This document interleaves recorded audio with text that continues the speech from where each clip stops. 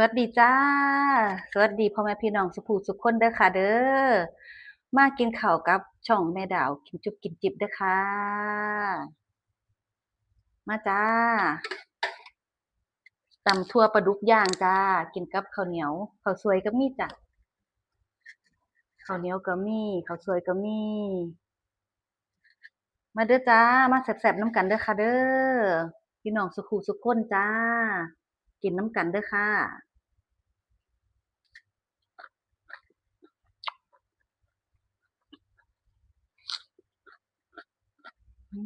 เนี่ยปะ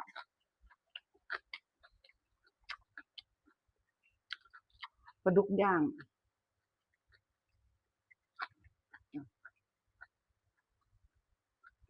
แซ่บๆ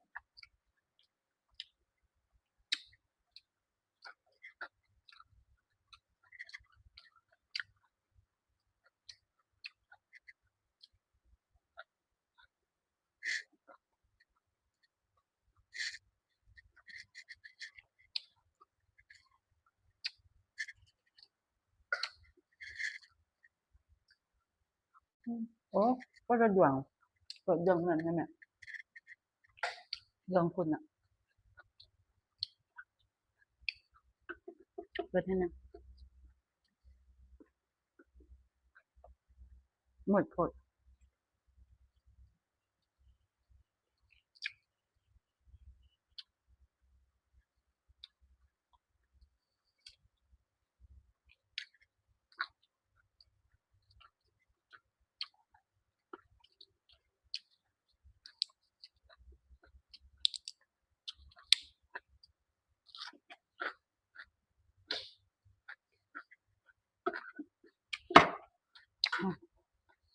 เนี่ยลูก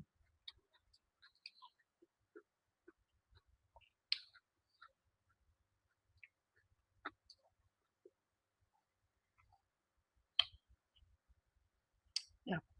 อืม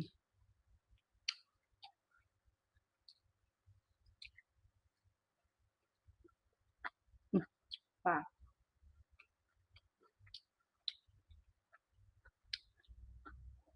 แม่กินน้ำจ่าแต่บ่ได้เข้ากล่องอืมแซ่บครับพี่น้อง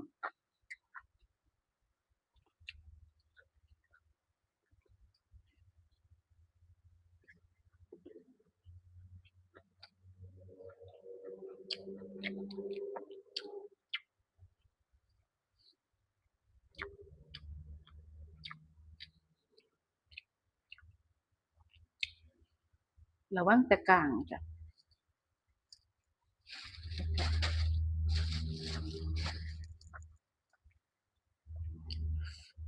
ตำทั่วกับปลาดุกย่างนี่เข้ากันคัก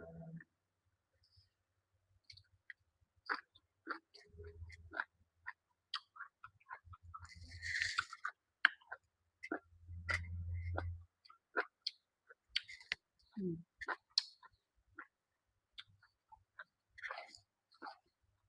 อืมปลาเนี่ย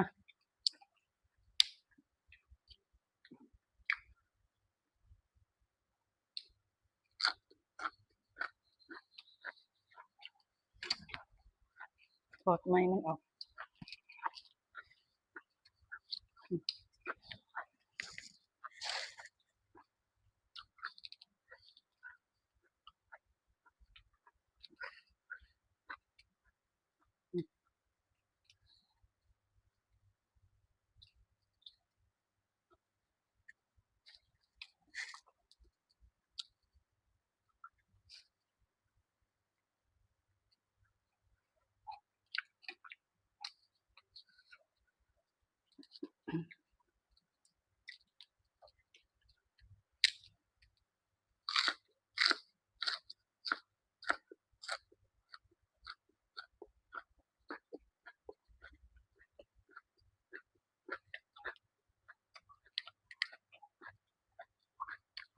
กลาง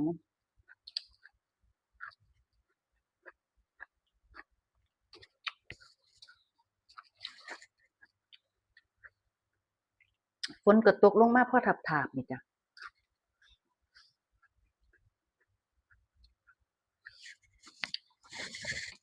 ตกน้อยเดียวหนึ่งร้อนคือเก่าโทรไปหาพ่ออยู่ศรีสะเกษตกจนน้ำทะลักสิทะลักเข้านาหัวคันแท่นาเกือบสิขาดแล้ว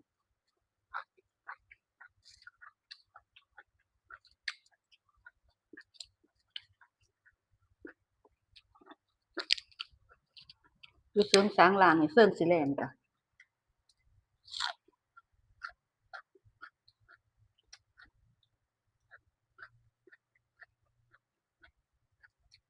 ร้อนจนตับแลบ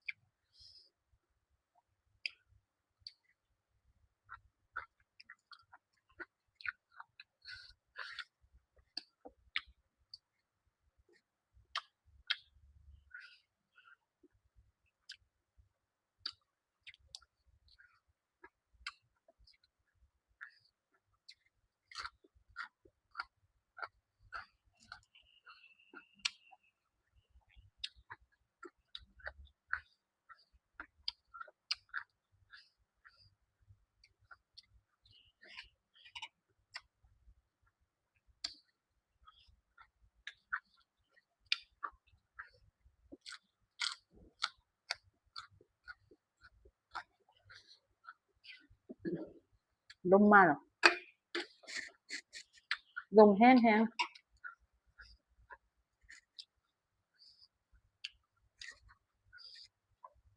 ข้าวเจ้าได้บัดนี้จ้ะตักตำทั่วซั่วได้บัดนี้เอาน้ำคลุกพี่น้องน้ำตำทั่วคลุกลุยมือบัดนี้